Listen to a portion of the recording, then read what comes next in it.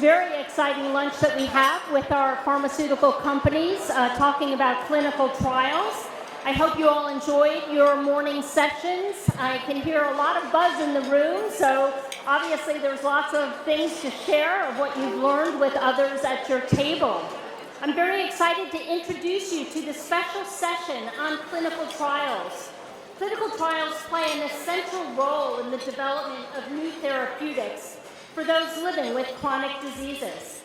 TMA gets a lot of questions from patients and care partners about clinical trials in myositis, the role that the pharmaceutical companies play in shaping the trials, and the processes for pursuing and continuing trials in certain therapeutic areas.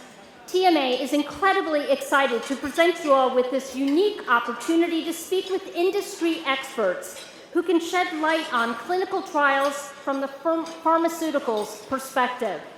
Without further ado, I will pass the podium over to Tricia Shivas, who is TMA's Director of Strategic Partnerships and Development. And Tricia will be moderating this exciting panel this afternoon during our lunch. Thank you so very much.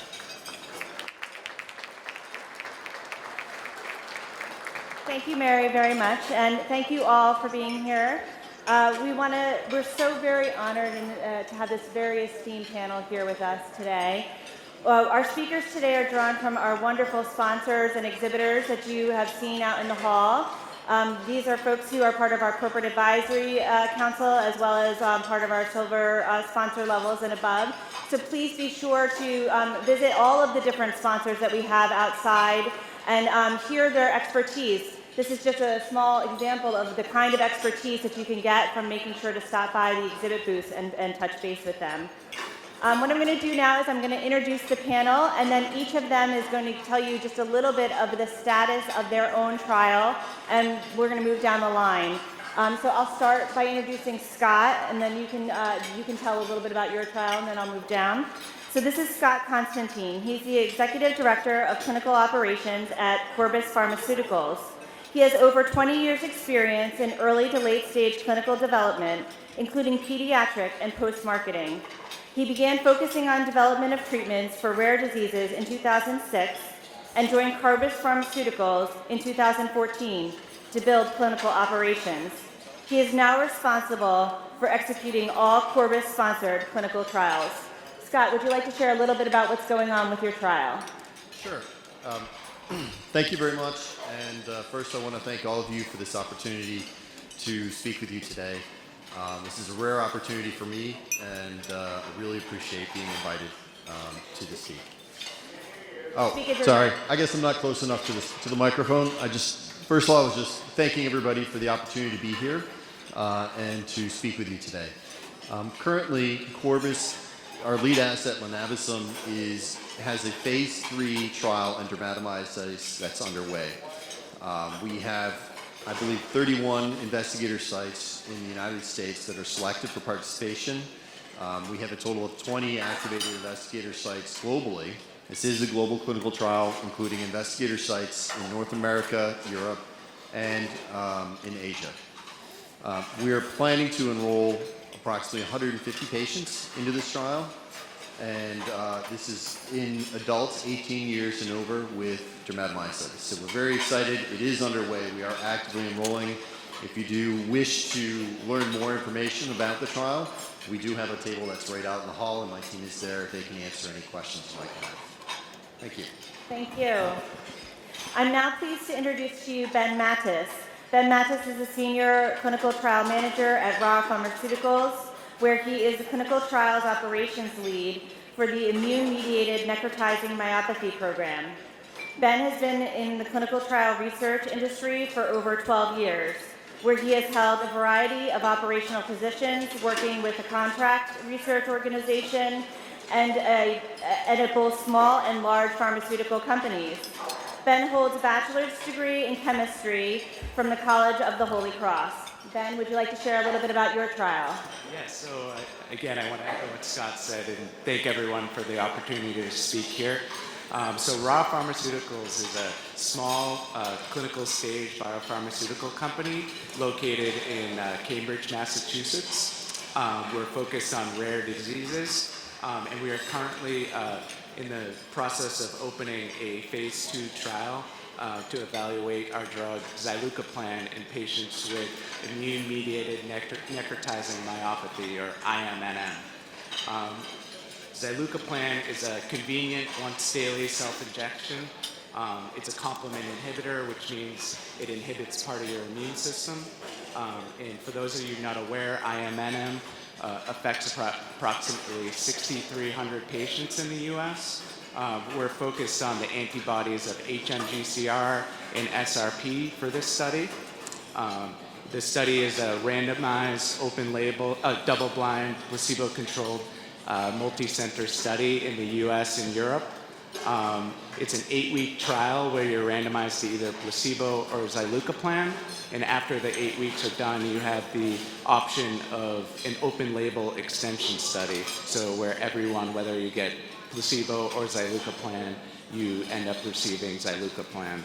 So again, it's still in the process of operationalizing and opening the study, and we hope to be open by the end of the year. Thank you, Ben.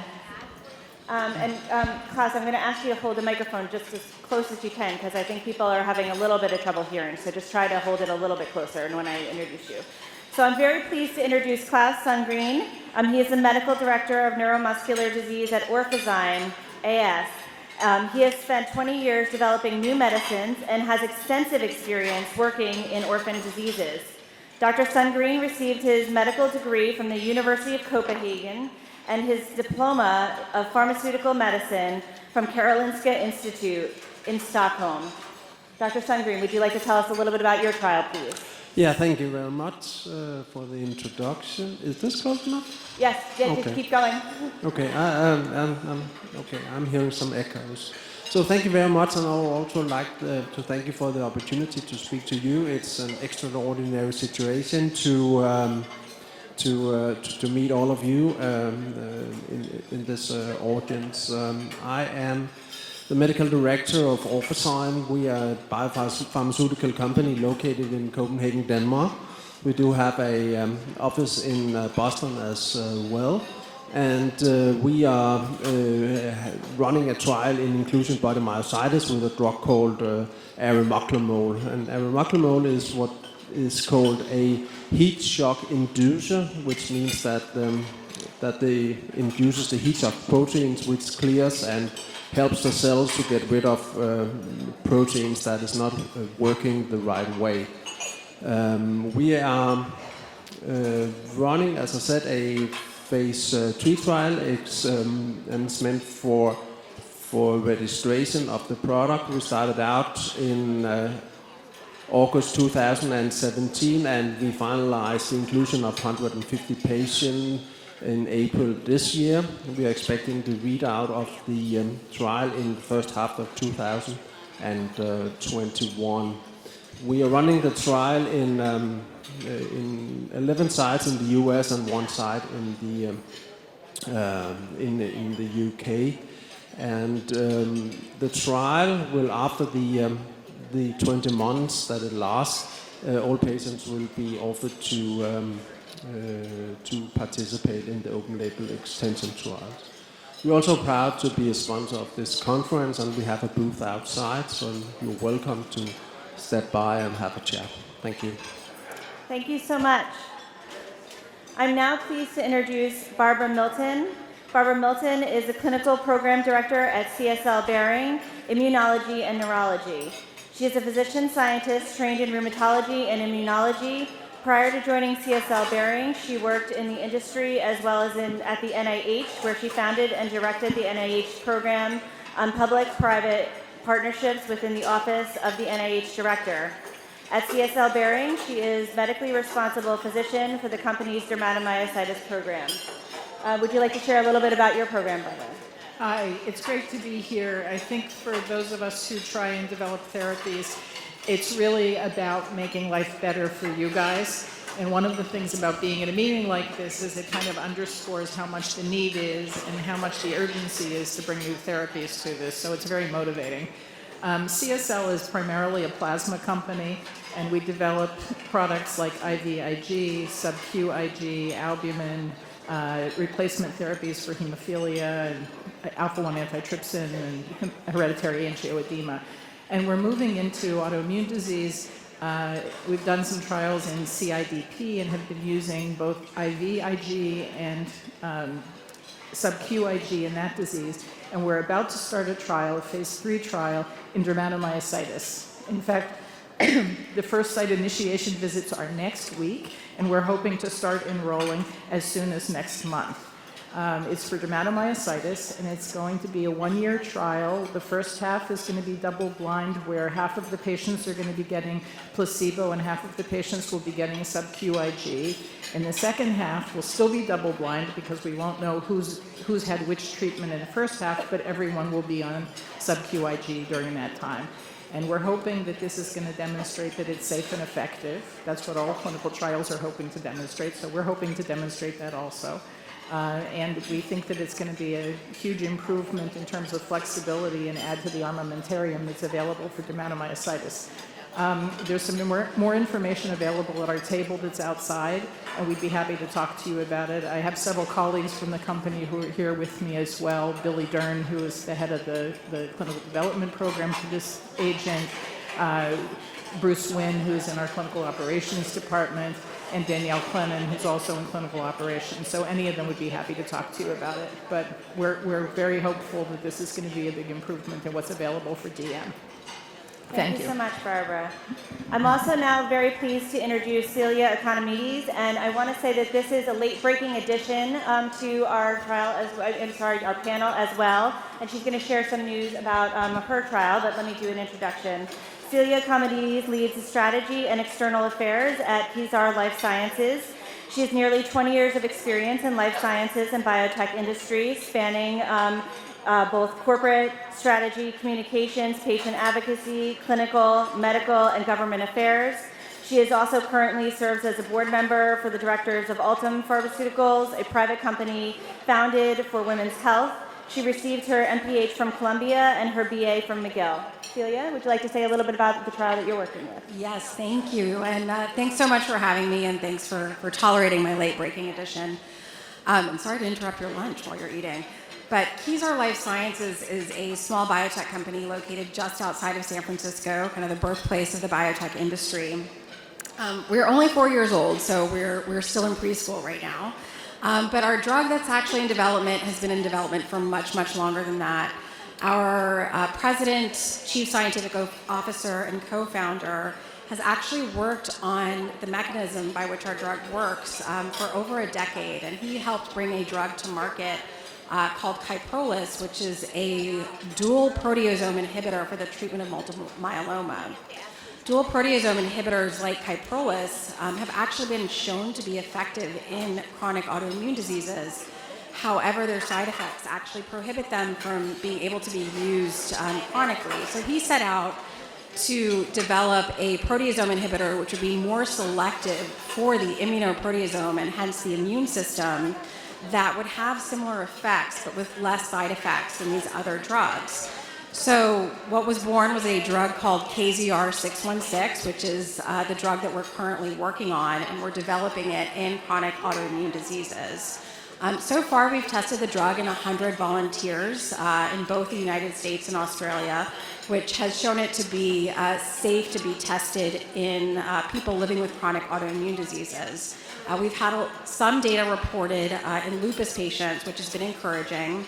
And we're now just starting and opened a clinical trial to treat patients with both dermatomyositis and polymyositis called the Presidio study. Fun fact, all of our clinical trials are actually named after neighborhoods in San Francisco. So Presidio is a neighborhood in San Francisco. So we're looking to open 12 clinical trial sites across the United States. These should hopefully all be open by the end of the year. The person responsible for the day-to-day operations of getting this trial done is sitting right over there, Jennifer Brandel, so she can answer any questions you might have after the session. We're really excited about this. We're looking to enroll about 24 patients. What's really cool about the design of this trial is that everyone will receive or have the chance to receive the drug at some point during the trial. So the first 16 weeks of the trial, one group will receive placebo and the other group will receive the drug. And then in the second 16-week part of the trial, they'll switch it up. So the other group will then receive placebo and the other group will receive the drug. So we're really looking forward to enrolling the trial. And as Barbara said, our goal is really to help improve all of your lives and hopefully get a treatment to market as soon as possible. Wonderful. Well, thank you. So what I'm going to do now is I'm going to direct a number of different questions to the panelists. I'm going to ask them to give their replies. You all can kind of decide, flag me a little bit which ones, and I'm going to kind of direct them to certain people. I'm going to direct this one with what is the biggest challenge in running a clinical trial. I'm going to direct that to Scott and down at that end to you three gentlemen. And then since you guys are kind of new, haven't quite fully done that, I'm going to hold that question for you yet. So the question that I'm asking is, what is the biggest challenge in running a clinical trial that you all have found? Well, in running a clinical trial by itself, there is always a unique set of challenges. I mean, some of them are well known, like the unexpected what the FDA or other regulatory agencies may say to you when you submit your trial to them, and other things.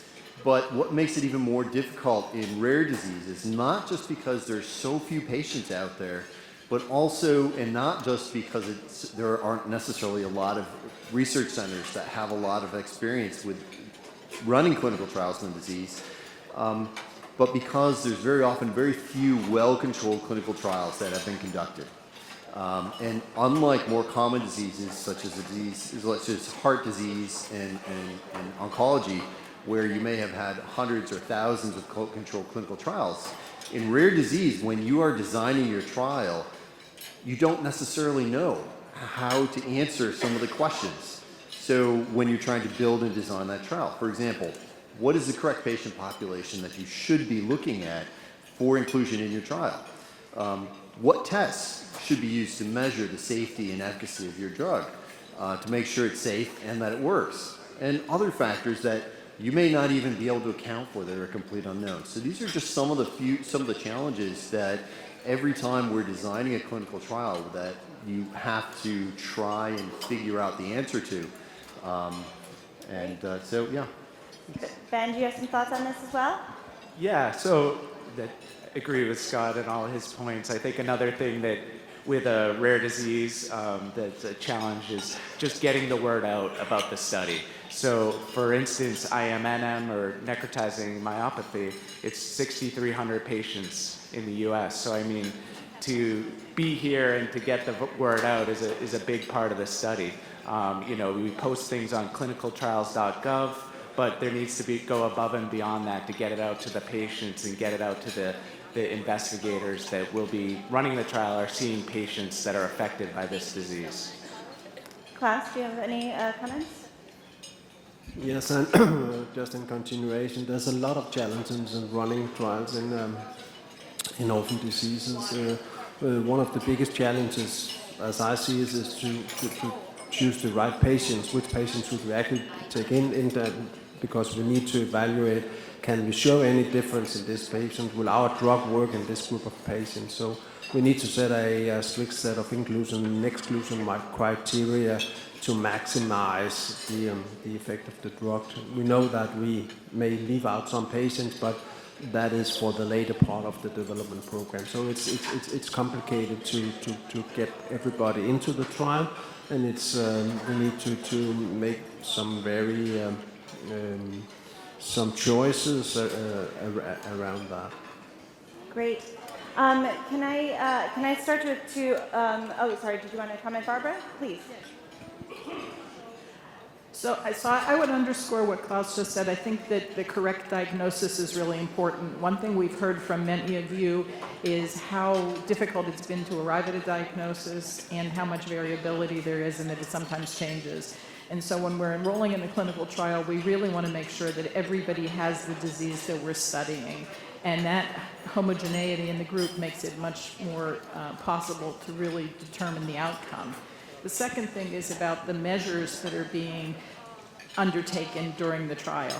Is there are many sites in many of these trials, and we have to make sure that everybody does the same thing at every site, because otherwise, again, it's very hard to compare from site to site.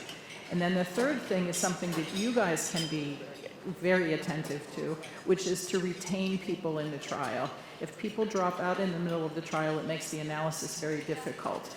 And part of the goal that we have and the goal that you have is to get good enough information to be able to tell if the drug is safe and effective. And if we and you work together to do that, that's where we can really accomplish that aim. So Celia, I'm going to start with you. How do you end up determining the sites for your clinical trials? What is your method for doing that, just building on what was just discussed? Yeah, so as everyone was just saying, it is pretty challenging to enroll patients in clinical trials. So you want to make sure you have really motivated physicians at the clinical trial sites who are really out there and they know their community, they know their patients, they know people that might be really good to participate in a clinical trial. We really do try to cast a wide net.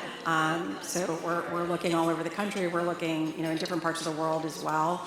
To figure out who the best people are to do this.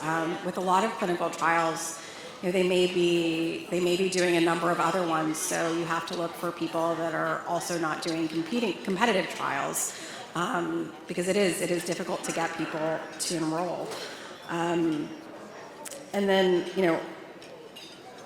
I would say that's pretty much it. Okay. Does anyone else have anything to add as far as choosing sites that they would like to chime in with? Klaus, go ahead.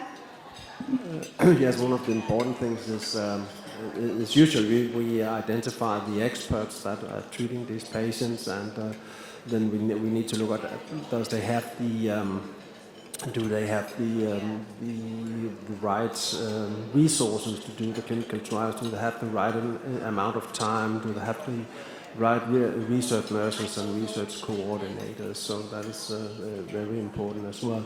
It's also important that we can have a certain amount of patients as e-sign to increase the quality of the data. The quality of data is extremely important to maximize the chance of showing a difference by the end of the trial. Thank you. So one of the other things that often we feel, I think, as a community is that the drugs are slow to develop in the clinical trial process, especially here for myositis. And so, we want to know what your companies are doing in order to address that. And Barbara, I'll have you speak first, and then others can chime in as well. Boy, I wish I had an answer to this question. I think that the drug development process is so complicated and there's so many moving parts to it that it's difficult. If the science isn't there, it almost doesn't matter how big the need is. If we don't understand what's going on, then we can't develop a drug. So moving the science along, and this is something I know TMA is supporting, as are NIH and a number of other sources. So getting the science in place is the first piece. The second piece is being able to turn that insight into a drug, and that can take a while. Some molecules, some targets, some things are easier to make drugs on, and some are harder. So being able to go from the science to something that you can actually test in the clinic is difficult. And then it's what we were just talking about, of how to do the clinical trial, how to find the right patients, how to get them enrolled, how to get the right outcome measures, how to get the retention so that you get all the data that you need. And then the next piece of it is the regulatory process of being able to convince the regulators at FDA or whatever the appropriate authority is in the country that this is a safe and effective drug. And in diseases that are rare and that are complicated and involve many organ systems, the outcome measures are often complicated, hard to really pin down, and it can be difficult to show a difference even when there is one. So how to speed up that process, I think, is going to be targeting all the little pieces of that process and trying to make each one more optimal. If there were a simple answer, I think we would all go faster. But it's a complicated problem, and it's not from lack of motivation that it goes slow. We all want to be careful enough to get a good answer, and we want to be quick enough to be able to help people sooner. And those things sometimes are aligned with one another, and sometimes they don't fit so well together. it's a waffly answer, but it's the best I can do.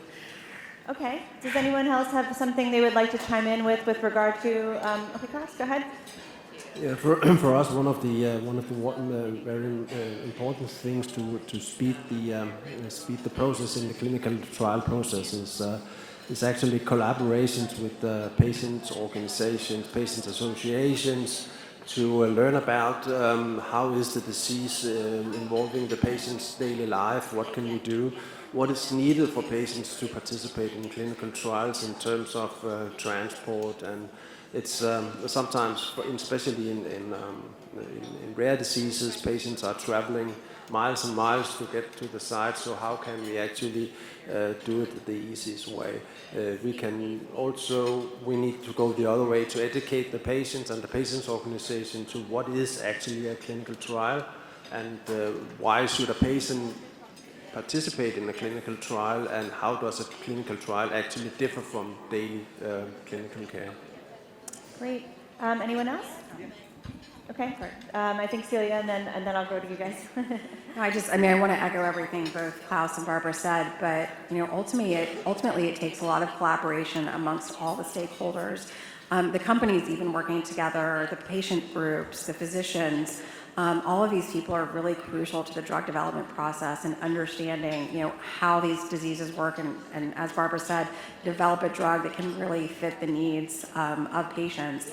And I think, and I've seen this with other rare diseases, when you do see all of those different components coming together, it really does help accelerate the development. So doing the corporate advisory groups that I know TMA is doing really helps. And again, people living with these diseases and their care partners really being educated on that clinical trial process and the drug development process, and understanding every component that it takes to get a drug to market.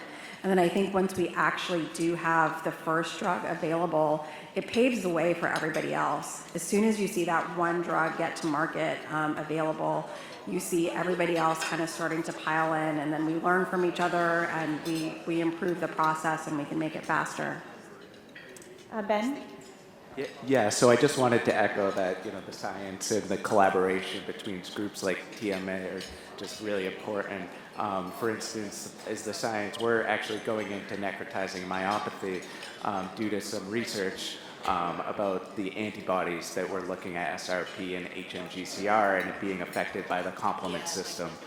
So that really led us to this space. And why we're going into it. And I think, being at this meeting, it's become apparent, it's like not everyone has been tested for these antibodies, so it's getting the awareness out about them in order to make sure that, patients that may have necrotizing myopathy are tested, and that's really important, and it can help speed things up. Scott, did you have anything to add to that? I think first of all, everybody on the panel pretty much covered a lot around this. I think the only other thing that I know we all try and do is one, do it right the first time. Taking the time to really make sure we're doing things the right way, making sure we're doing things that are important to the patient community, as we've talked about, by engaging with organizations like TMA, engaging with the physicians out there, talking to them throughout the process, so at the end of the day, we don't have to go back to the drawing board and do it again. Great. So a theme that came through pretty much every person up here was engaging with TMA and the patient community, and I'm really interested to hear what that looks like for you all, what kinds of things that you do in order to try to engage more directly with the community. What are you guys doing to hear the voices of the people in the room or beyond the people in the room in order to make sure that your trial is meeting their needs? So Scott will start, and we'll run all the way down. Sure. So really, how we do that depends on where we are in the development process.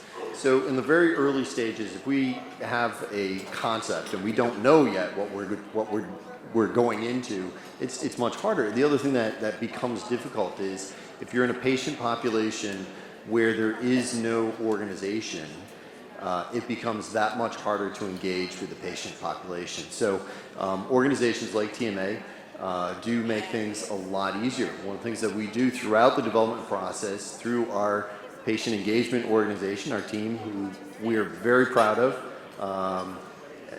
is reach out to them and talk to them about what are we doing, what are we thinking about doing, what's important to the patient population, and then try and incorporate that into each stage of our development. It's not always possible, and if it's not possible, we make sure they know, and they know why. Great. Ben? Yeah, so obviously, like Scott said, it's depending on where you are with the development. I think at the beginning of the study, or before a study starts, we like to bring a concept to a patient advocacy group just to get some feedback about what they think works and what they don't think works on it. We also like to, during the conduct of the study, share where we're having study sites, so that might help the organization get the word out, and also bring back data whenever we get it about what's worked, what hasn't worked. And then constantly be having open dialogue between the groups. I think that really helps. Huh? Yes, the dialogue is very important. We have in Orphazyme, we have a dedicated patient advocacy manager sitting right down there, Regan Sherman, which is responsible for the contact to the patient's organization that will coordinate our input to the patient organization. Perfect. Barbara? So I would say that this is a process, it's not an act, and so we have lots of different ways to do this. The company has, both for products that are already on the market and products in development, a really strong commitment to patient engagement.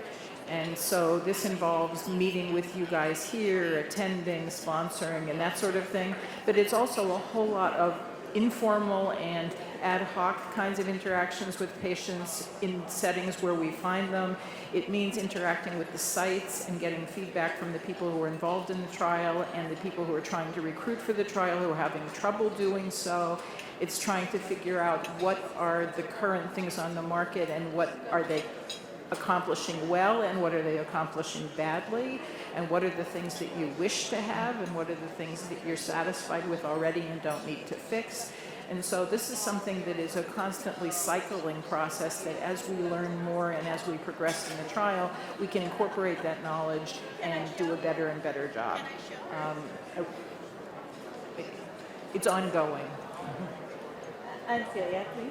Sure. I don't have too much more to add. As I said, we've just now started working in myositis, but I can talk a little bit about my experience in other disease areas and what we intend to do with the myositis community, but really working directly with the advocacy groups, both regionally and on a national level, to really have our ears to the ground and really understanding the patient perspective.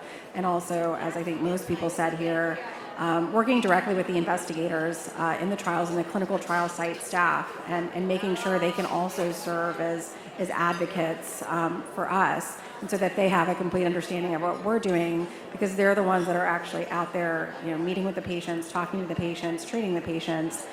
So that's very critical for us, and we have we have someone actually who's coming on board whose primary role is to be spending as much time as she can at the clinical trial sites to be able to do a lot of that hand-holding ultimately and outreach. Thank you. I think the volume in the room has kind of escalated quite a bit, so I'm going to just ask if you are having a side conversation, if you can kind of keep it just a little bit lower, because there are lots of people that are trying very hard to listen. So if you can just kind of keep your volume just a little bit down, that's appreciated. So as we're kind of going through, can you let me know what you guys do as far as communicating back to the folks, if you have any kind of challenges that happen in a trial, if there's exciting news to share for the trial, what kinds of things do you do in order to make sure that everyone here knows what's happening with the trial? And I'm going to start with Klaus, because then I haven't done that yet. So I'll start with Klaus, and I'll kind of run around after that. You guys can identify. Yep. So in the question, what do we do to keep people informed? We do for the investigators. We of course have an investigators newsletter and keep them orientated, and also they need to inform their patients of what is going on.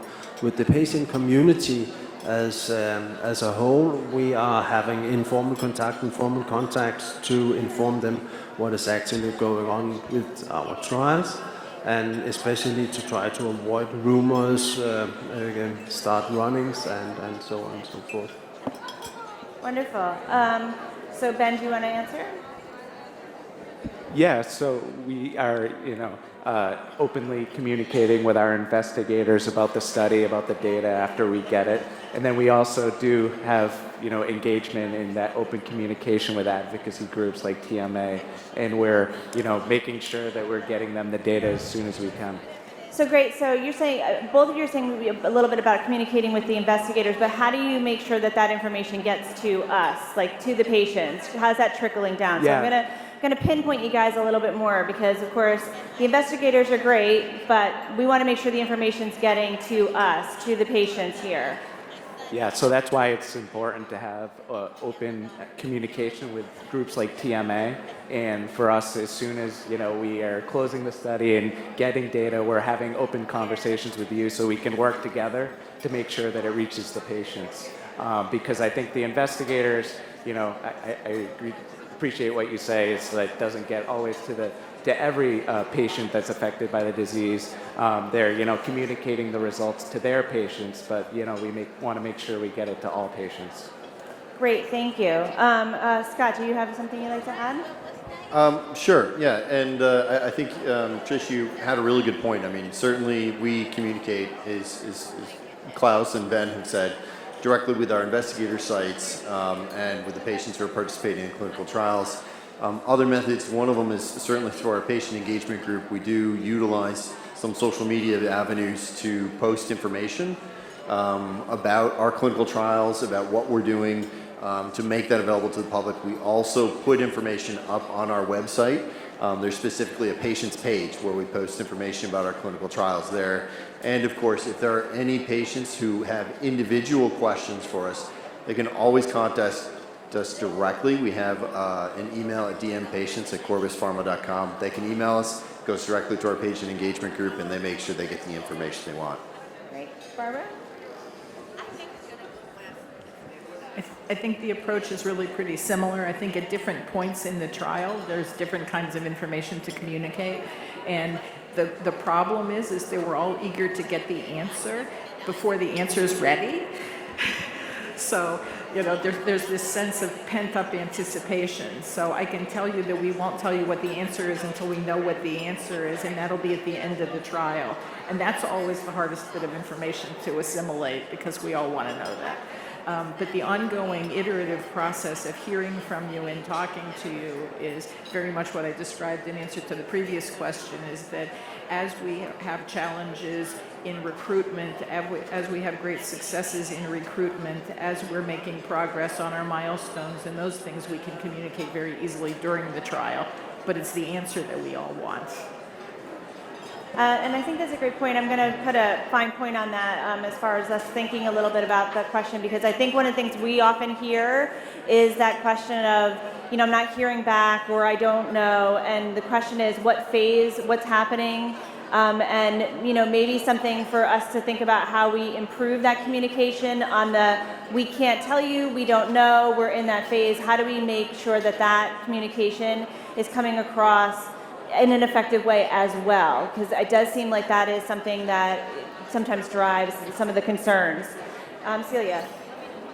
I just wanted to add a couple of points. One, it's important to understand that the contact between the company and the patients that are actually in the clinical trial is incredibly limited because you don't want to compromise the integrity of the trial.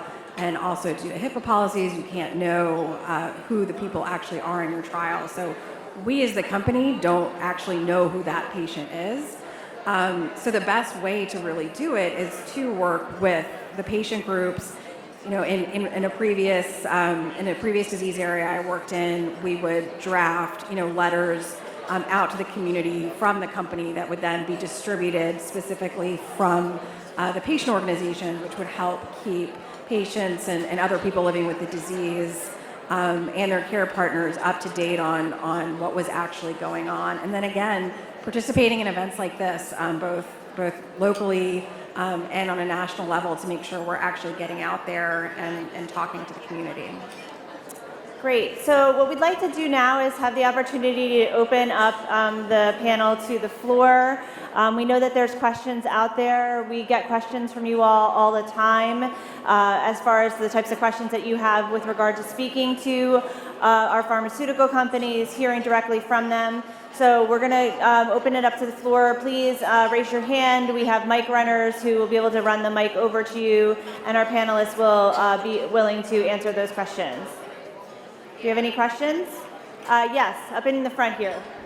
Just need the mic. Oh, well.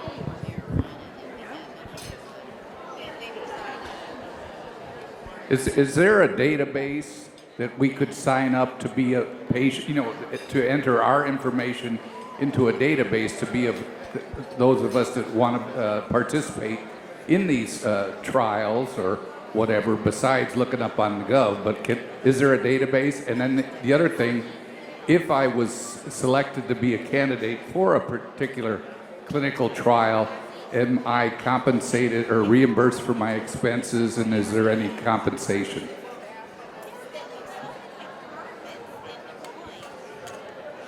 Okay. Go ahead. Oh, I'm sorry, Scott. I saw Ben's hand. Sure, that's no problem. In terms of a database, actually, I would have to refer to, typically that has to be handled through one of the patient organizations because the way the regulations are, and I think one of the panelists mentioned this, as a sponsor company, we're actually not allowed to know directly who you are. That's part of the protection of your privacy and your own personal security. So for that reason, we have to work with the patient organization around that sort of thing. In terms of participation in a clinical trial, there are limits in what we can do in terms of compensation. Depending on the stage of the clinical trial, travel costs and things like that can be reimbursed, but those all have to be run by an institutional review board who has to make a determination of whether the amount is acceptable. From the perspective, we cannot appear to be coercing people to participate in a study. Great. Celia? I was just going to say, I mean, again, it really depends on the stage of the clinical trial. It depends on what the time requirements are for a specific person to be in the trial. But typically, at the very least, travel and related expenses are reimbursed for people that do participate in a clinical trial. In our particular clinical trial, we're also offering home health care services so that you don't actually have to go into the clinic every single time you need to take the drug or have a testing done. I mean, you do have to go back to the site quite a few times, but at least trying to ease the burden of the travel and getting to the site, taking time off work, so doing those types of things. Barbara? Yeah, I would also concur with that, and I would underscore something that it's often difficult for you all to participate in trials if you don't live near a tertiary medical center where the trial's being conducted, and we recognize that. We also recognize that not every population is equally well represented in the people who are in trials, and it's really important to us that we get good representation. And the reason I'm making both of those points is to tell you that we would like to make it easier for you to participate in trials, and there's a couple of ways to do that. Reimbursement and providing transportation and childcare is one way to do it. Another way is to try to bring in other technologies that will allow some of the assessments to be done remotely, so that it's possible to participate in the trial even if you live far away and not have to come in for every visit. And there are also ways that are about communication. So these are things that we are working actively on. And this is, I think, one of the reasons that we value our interaction with you as an organization and you as patient representatives, because sometimes we don't know what the obstacles are. And if you can tell us what the obstacles are, I guarantee we won't be able to solve all of them, but we will probably be able to solve some of them. And so this, I think, is part of where that communication process really has to keep going. Great. Does anyone else have a question for the panel? Over here, over on that side? Yep, wonderful. I'd like to ask, is there ever a consideration for those of us with more advanced myositis to be in a trial to apply for it? Anyone, so the question was, is there ever an opportunity for someone who has more advanced myositis to have the opportunity to be in a trial?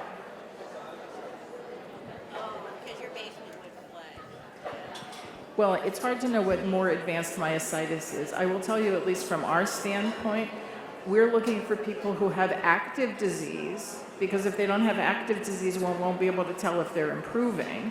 But we want them not to have so much damage that we can't see improvement. So it's kind of people in the middle. And that's for the purpose of being able to demonstrate it in a trial. Once the drug is approved, then you have a lot of other options. That's not just for our drug, that's for any drug. But in order to get to the approval, you need to be able to demonstrate that the drug is not only safe, but that it's also effective. And if you can't show the effectiveness of it, that won't work. So advanced disease that's still active and not too damaged, that works. Advanced disease that's damaged and isn't reversible, that's a problem for trials. Does anyone else have thoughts on that? Klaus? Yeah, I guess that in all areas of clinical trial, not only in myositis, we are looking for patients who are in the middle of their disease stages. We are not looking for those who are very early, or not looking for those who are very late in the disease stage, and that's because we need to harmonize. We need to be able to show a difference running the clinical trials. And if the patients are too different, we need too many patients, and probably not possible to show a difference. So as was mentioned before, we tend to take a number of patients that are very much alike, so we can show a difference, and then we broaden out when the drug is in more advanced phases or being marketed. Great, thank you. We have time for just one more question. Is there any other questions? Over here? Thank you.